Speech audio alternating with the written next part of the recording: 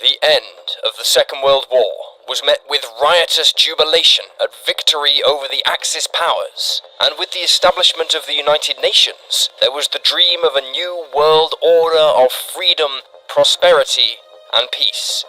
Even the advent of the atom bomb, the decisive weapon that ended the war, was celebrated, for it was believed it was so powerful it would render warfare obsolete. And yet, even before the guns fell silent, concerned whispers were being shared in the halls of power regarding the capitalist allies of the West and the communists in the East, who hitherto had been united against fascism. With there no longer being a common enemy to unite them, age-old rivalries and fears began to re-emerge. The Western allies of Britain, Canada, France and America had not forgotten that the Soviet leader Stalin had worked with the Nazis to carve up Eastern Europe before Germany invaded Poland in 1939. They were also concerned about Stalin's refusal to surrender his grip on territories in Eastern Europe, which the Red Army had liberated, and his land grab in Asia during his last-minute intervention in the Pacific Theater against Japan. Stalin himself, as paranoid as ever, was convinced that the Western Allies deliberately delayed the D-Day landings in order to bleed the Soviet Union of its people in an effort to weaken the vast country. The fact that American soldiers had fought in the Russian Civil War against the Communists in 1919 only helped fuel his belief that after Napoleon and Hitler, the next leader to take a massive army into the Soviet Union would be American. With both America and the Soviet Union having suffered devastating surprise attacks in the war, they were both determined it would never happen again. They readied their armies to fight what would prove to be one of the most abstract conflicts in history, the Cold War. Just what is a Cold War? To put it simply, a Cold War is a state of political hostility between countries or alliances of nations that is characterized by threats of open warfare, the distribution of propaganda to spread their respective ideologies, and indirect military confrontation through a third party. We generally associate the term with the period of hostility between the US and the Soviet Union and their respective allies between the end of the Second World War and the collapse of the Soviet Union in 1991. However, history is full of examples of such international unrest, and even today, there are countries who would be considered to be in a state of Cold War with one another, such as India and Pakistan, Israel and Iran, and of course, North and South Korea. What makes the US-Soviet Cold War so unique is just how far-reaching it was, affecting every continent on Earth, and the possible ramifications for all mankind if it ever turned into a hot war.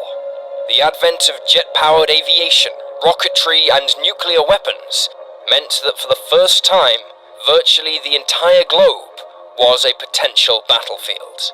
For that reason, it remains perhaps the most dangerous time in recorded human history.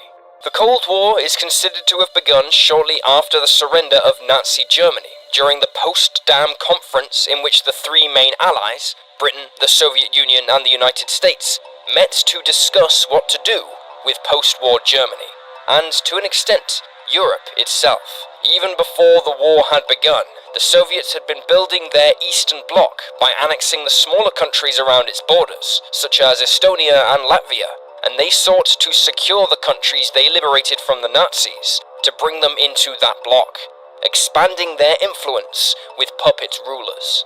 Short of starting another war, there was little the two Western powers could do to stop Stalin from achieving his aim, and thus Albania, Bulgaria, Poland, Romania, Czechoslovakia, Hungary, and East Germany all fell under the influence of Moscow. Yugoslavia also became allied to the Soviets after their revolution, but retained a greater degree of autonomy than the other countries. On March 3, 1946, Britain's wartime Prime Minister, Winston Churchill, uttered the now famous words to an audience in Westminster College, Missouri, that an iron curtain has descended across the continent. However, with the surrender of Japan in September of 1945, the US began to take a much harder line with the Soviets, especially across occupied Germany, which had been divided into 4 zones under the rule of the victorious powers. Germany's capital city, Berlin, was equally divided amongst the victors, but was located deep within the Soviet zone, something that was the source of much frustration to Stalin, who believed the city should be entirely his, for it was his troops that fought the bloody last battle there in 1945.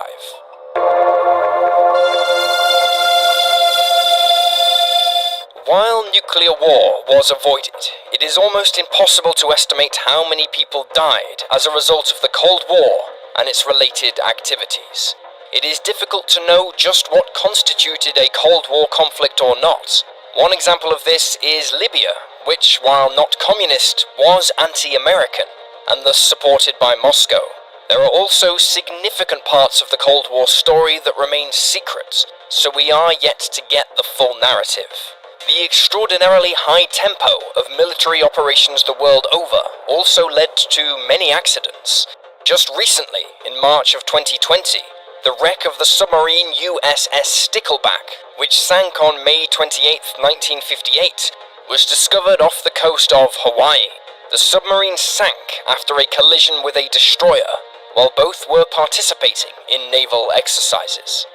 Additionally, while the bombs never fell on Washington, Moscow, London, or Paris, the economic price of the Cold War placed incredible monetary burdens on all the participants and had a wide-reaching impact on their societies. The social scars of living in fear of nuclear Armageddon for years still remain in many of these countries. Yet, 1991 was hardly the end of troubles between these two worlds and their factions. Cuba remains communist to this very day, and has had to endure an extremely rocky relationship with the US. Communist rebels continue to be a threat in parts of Africa, South America, and Asia, while the fall of communism had a part to play in the Yugoslav wars of the 90s, a period of conflict that saw some of the worst atrocities committed in Europe since the Second World War. After 1991, there was hope that the world might finally do away with its nuclear arsenal of weapons, since they now appeared to be an extremely expensive relic of the Cold War period. But while the number of individual weapons dropped off markedly, many argue that the game of nuclear one-upmanship has only intensified. China now has its own fleet of nuclear-armed ballistic missile submarines, while India initiated a nuclear attack submarine construction program in 2015.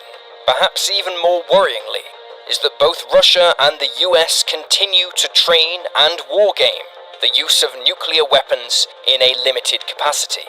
This rang true particularly in the Trump era of US policy, as Bloomberg correspondent Hal Brands explained in March of 2020.